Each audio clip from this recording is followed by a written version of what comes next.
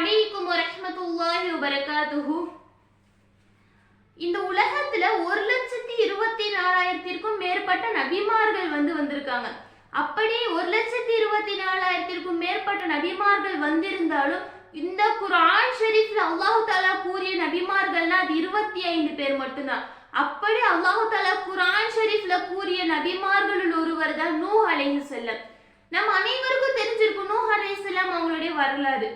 எந்த அளவுக்கு சொன்னாக்கா, இந்த உலகத்துல ஆதம் அலைஹிஸ்ஸலாம் அவர்களுக்கு பிறகு ஷைத்தான் என்ன பண்ணுவான்? ஷைத்தான் விட்டுருவானா மனிதர்கள் நேர்வழியில இருக்கிறத? அவன் எதுக்காக இந்த உலகத்துக்கு வந்தான்? நீ நன்மை செய்யி, நான் உன்னை சொர்க்கத்துக்கு கூட்டிட்டு போறேன் அவன் சொன்னான். அவன் என்ன சொன்னா? ஷைத்தான் அல்லாஹ் தஆலா கிட்ட, வல்லாஹ் ரஹ்மான் அல்லாஹ் கிட்ட என்ன சொன்னா? நான் உன்னுடைய அடியார்களை அமல் செய்ய விட மாட்டேன், அவர்களை நான் நரகத்துக்கு இழுத்துட்டு போவேன். அல்லாஹ் கிட்ட அவன் சவால் விட்டுட்டு வந்திருக்கான். அதற்கான வேலையை செய்ய தொடங்கினான்.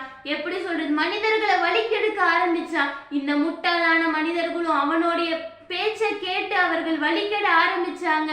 அவன் எப்படியெல்லாம் ஊசலாட்டங்கள் போடுறானோ அவனுடைய பேச்சு கேட்டு ஆட ஆரம்பிச்சாங்க. இப்படிதான் உலகத்துல கொஞ்சம் கொஞ்சமா ஃபசாதுகள் உருவாக ஆரம்பிக்குது. ஆனா அல்லாஹ் தஆலா இந்த உலகத்துல ஃபசாது நடக்கிறது விரும்ப மாட்டான்.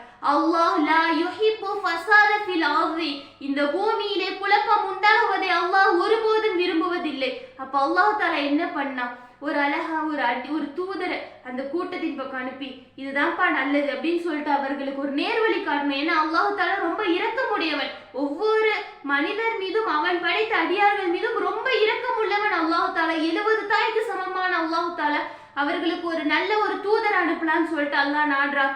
சூரா நூஹ்ல இது சொல்லப்படுது. 71வது சூரா. அதுல முதல் அத்தியாயம் பாருங்க. இன்னா அர்சல்னா நூஹன் இலா கௌமிஹி அன் அன்திர் கௌமக மின் கப்லி அய்யாதியகும் அதாபுன் அலீம். நிச்சயமாக நூஹ் அலைஹிஸ்ஸலாம் அவர்களை அவர்களின் சமூகத்தின் பால் நம்முடைய வேதனை வருவதற்கு முன்னால் அவர்களை அச்சமூட்டி எச்சரிக்கை செய்வதற்காக நாம் அனுப்பினோம். அல்லாஹ் தஆலா ஏன் இதை சொல்றான் அப்படின்னாக்கா, இப்ப அந்த மக்களுக்கு அல்லாஹ் தஆலா ஒரு தூதரையோ ஒரு நேர்வழி காட்டுறதுக்காக ஒரு மனிதர் அனுப்பலனா, அல்லாஹ் நாளைக்கு மறுமையில நீ ஏன் இந்த அமலை செய்யலன்னு அல்லாஹ் கேட்கும் போது அதுக்கு அந்த மனிதர்கள், யா அல்லாஹ் எனக்கு தெரியாது யா அல்லாஹ் அப்படி சொல்லிட்டா என்ன பண்றது? அல்லாஹ் எஜமானர்களுக்கு எல்லாம் எஜமானன். எந்த ஒரு கேள்விக்கும் நம்மால் பதில் சொல்ல முடியாது இங்க நம்ம நல்ல அமல்கள் செய்திருந்தாலே தவிர. அப்போ அந்த மனிதர்களுக்கு நேர்வழி காட்டுறதுக்கு அல்லாஹ் தஆலா நூஹ் அலைஹிஸ்ஸலாத்து வஸ்ஸலாம் அனுப்புறான். இப்போ நூஹ் அலைஹிஸ்ஸலாம் போயிட்டு அவங்களுக்கு தாவத்துடைய பணியை ஆரம்பிக்கிறாங்க. இதுவும் சூரா நூஹ்ல வருது.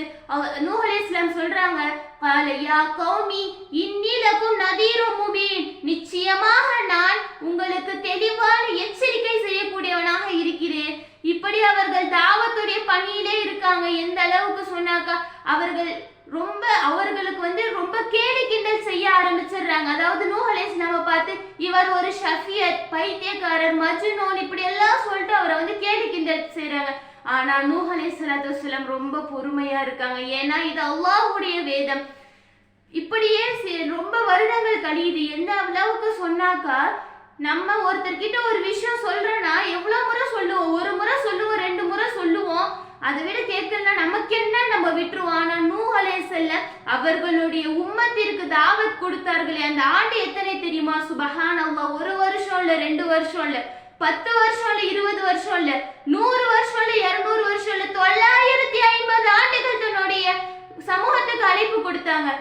இதுல நம்ம கணக்கு போட்டோம்னா பாருங்களேன், 950 ஆண்டுகள் அழைப்பு கொடுத்தார்களே, வருஷத்துக்கு ஒருத்தர் இஸ்லாத்தை ஏற்றுட்டு இருந்தா கூட 950 வருஷத்துக்கு 950 பேர் இஸ்லாத்தை ஏற்றுக்கலாம்.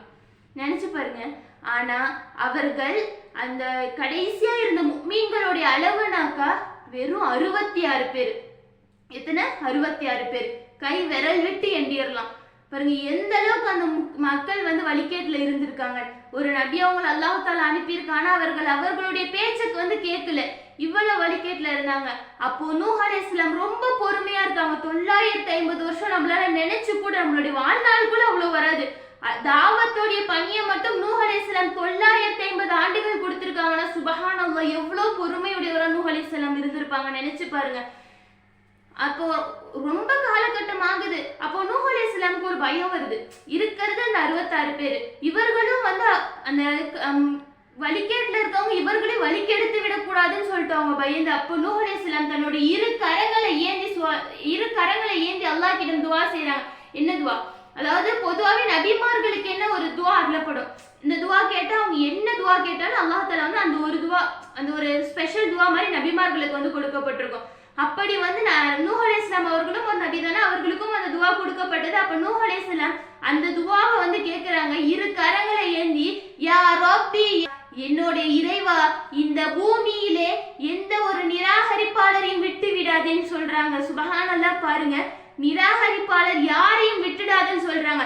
அந்த நிராகரிப்பாளருடைய கூட்டத்துல தான் நூஹ் அலைஹிஸ்ஸலாம் அவர்களுடைய மகனும் இருந்தாங்க. அவங்க நினைச்சிருந்தா, யா அல்லாஹ் என்னுடைய மகனை மட்டும் விட்டுட்டு மத்த எல்லாத்தையும் அழிச்சிட்டு அவங்க சொல்லி இருக்கலாம். ஆனா அவர் அல்லாஹு தாலா வந்து அனைவரும் சமம், அவர்கள் தன்னுடைய மகன் என்பது கூட பார்க்கல, மாற அனைவருக்கும் பொதுவா எல்லாருக்கான யாரெல்லாம் அல்லாஹ்வை நிராகரிக்கிறாங்களோ எல்லாரும் ஒரே வேதனை தான் அப்படின்னு சொல்லிட்டு அவங்க நினைச்சாங்க. அல்லாஹு தாலா வந்து கட்டளை இடுறா, நீங்க வந்து ஒரு கப்பல் செய்யுங்க. அப்ப நூஹ் அலைஹிஸ்ஸலாம் கப்பல் செஞ்சுட்டு இருக்காங்க முஃமின்கள்லாம் வச்சு. அப்ப கூட அந்த காஃபிர்கள்லாம் வந்துட்டு பாருங்க, ஒரு பாலைவனத்துல போய் கப்பல் செஞ்சுட்டு இருக்காங்க, இவங்க என்ன பைத்தியக்காரர்கள்னு சொல்லிட்டு கேலி கிண்டல் செஞ்சுட்டு இருக்காங்க. நூஹ் அலைஹிஸ்ஸலாம் பொறுமை பொறுமை பொறுமை இப்படியே பொறுமையா இருந்தாங்க. பிறகு அல்லாஹ் தஆலா வந்து அந்த மீனான ஆண் பெண் அவர்களை மட்டும் அந்த கப்பல்ல ஏற்றி, பிறகு இங்க இருக்கக்கூடிய ஒவ்வொரு உயிரினங்களும் இருக்கு இல்லையா, அது ஜோடி ஜோடியா வந்து எடுத்து வச்சுட்டு சொன்னான். அப்போ அந்த காலகட்டத்துல அந்த சமுதாயம் மலைக்கு ரொம்ப ஏங்கி கொண்டிருந்த காலம், ரொம்ப மழையே இல்லைன்னு சொல்லிட்டு அவங்க ஏங்கி கொண்டிருக்காங்க. அந்த நேரத்துல அல்லாஹ் தஆலா ஒரு நாள் மலைக்காக ஏங்கி கொண்டிருக்கக்கூடிய அந்த நாள்ல வானத்துல இருந்து மழை வருது, பூமி பிளந்து வெள்ளம் வருது, தண்ணி ஏறுது ஏறுது ஏறுது, கொஞ்சம் கொஞ்சமா ஏறிட்டே இருக்கு. நூஹ் அலைஹிஸ்ஸலாம் சொல்றாங்க, இப்ப கூட யாராவது இஸ்லாத்தை ஏத்துக்கோங்க, நான் இந்த கப்பல்ல உங்களை கூப்பிட்டுக்கிறேன். ஆனா எல்லாம் சொல்றாங்க, நான் அந்த மலையில ஏறி தப்பிச்சுக்குவேன்னு சொல்லிட்டு. அப்போ அவர்களுடைய கப்பல் எந்த அளவுக்கு ஏறிச்சுன்னா ரொம்ப உயர்ந்த அளவுக்கு ஏறிடுச்சு. கடைசியா அந்த முழு உலகமும் அழிக்கப்பட்டுச்சு. கடைசியா நூஹ் அலைஹிஸ்ஸலாம் அந்த மீன்களுடைய அந்த அந்த தண்ணியில இருந்து இறங்குறாங்க. இறங்கி ஜூதி அப்படின்ற ஒரு மலையின் மீது வந்து நிக்கிறாங்க. நின்று பார்க்கும்போது உலகமே வந்து ரொம்ப ஒரு வெள்ளம் அடிச்சு எவ்வளவு ஒரு மோசமா இருந்தது தெரியுமா. இப்போதான் நூஹ் அலைஹிஸ்ஸலாம் அவர்களை இரண்டாவது ஆதம் அப்படின்னு சொல்லிட்டு சொல்லுவாங்க. காரணம் என்னன்னா, ஆதம் அலைஹிஸ்ஸலாம் தான் உலகத்துல முதல் அனுப்பப்பட்ட நபி. அவர்களுக்கு பிறகு இந்த உலகம் முழுமையாக அழிக்கப்பட்டு நூஹ் அலைஹிஸ்ஸலாம் அவர்கள் வந்து ஒரு நபியா இருந்தனால அவங்க வந்து இரண்டாவது ஆதம் அப்படின்னு சொல்லிட்டு சொல்லுவாங்க. சுபஹானல்லாஹ், நினைச்சு பாருங்க, இதுல இருந்து நம்ம ரெண்டு விஷயம் கத்துக்கிறோம். ஒண்ணு, நூஹ் அலைஹிஸ்ஸலாமுடைய பொறுமை. இதெல்லாம் வந்து நம்ம கத்துக்கணும். பொறுமை, எவ்வளவு பொறுமையா இருந்திருக்காங்க பாருங்க. நம்மளால நினைச்சு கூட பார்க்க முடியாது. 950 வருஷம் நம்மளால நினைச்சு கூட பார்க்க முடியாது, அவ்வளவு பொறுமையா இருந்திருக்கிறாங்க. அடுத்து ரெண்டாவது விஷயம், அல்லாஹ்வுடைய வேதனை இறக்கப்பட்டிருக்கு பாருங்க. அல்லாஹ்வுக்கு மாறு செஞ்சா அல்லாஹ்வுடைய வேதனை எந்த அளவுக்கு இருக்கு நம்மளாம் நினைச்சு பயந்துக்கணும். இந்த காலகட்டத்துல நம்ம வாழ்ந்துட்டு இருக்க இந்த துன்யால எவ்வளவோ பாவமான காரியங்கள் நடந்து கொண்டிருக்கிறது. இதெல்லாம் நம்ம நினைச்சு பயப்படணும். அல்லாஹ் இந்த சம்பவத்துல ஏன் குர்ஆன்ல சொல்லியிருக்கான், 29வது ஜுஸ்ல நூஹ் சூரா முழுக்க இந்த சம்பவம் தான் இருக்கு. அல்லாஹ் ஏன் இதெல்லாம் குர்ஆன்ல சொல்லணும்? ஏன்னா இது எல்லாமே ரசூலுல்லாஹ்வுடைய உம்மத்தான நம் அனைவருக்கும் ஒரு படிப்பினை. இதெல்லாம் தான் நம்ம தெரிஞ்சுக்கிட்டு சிந்திக்கணும். அல்லாஹ் இவ்வளவு நம்ம பாவம் செஞ்சோம்னா இப்படி ஒரு தண்டனை எல்லாம் இறக்கப்பட்டிருக்கு, இதுக்கு முன்னாடி இந்த சமூகத்துக்கு அல்லாஹ் இவ்வளவு தண்டனை கொடுத்திருக்கான். அப்ப நம்ம அல்லாஹ்வுக்கு பயந்து நம்ம அமல்கள் அதிகமா செய்யணும். இதெல்லாம் நம்ம சிந்திக்கணும்ன்றதுக்காக தான் அல்லாஹ் தஆலா வந்து குர்ஆன்ல இதெல்லாம் வந்து கொடுத்திருக்கான்.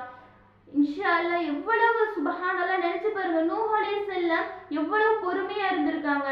இதெல்லாம் நம்ம கத்துக்கிட்டு நம்மளுடைய வாழ்க்கையில இவங்க எப்படி பொறுமையா இருந்தாங்க, எப்படி வந்து அநியாயங்கள்ல இருந்து அல்லாஹ் தஆலா வேதனை கொடுத்த, இதெல்லாம் நம்ம தெரிஞ்சு நம்மளுடைய வாழ்க்கையில அல்லாஹ் தஆலா நமக்கு என்ன கட்டளை இட்டானோ அதை செஞ்சு தன்னுடைய வாழ்நாள் முழுக்க அல்லாஹ்வுக்கு ஒரு பிடிச்ச நேசரா வாழக்கூடிய பாக்கியத்தை அல்லாஹ் உங்களுக்கும் எனக்கும் தந்தருள் புரிவானாக. ஆமீன். வாஹிரு தவானா அல்ஹம்துலில்லாஹி ரப்பில் ஆலமீன். அஸ்ஸலாமு அலைக்கும் வரஹ்மத்துல்லாஹி வபரகாத்துஹு.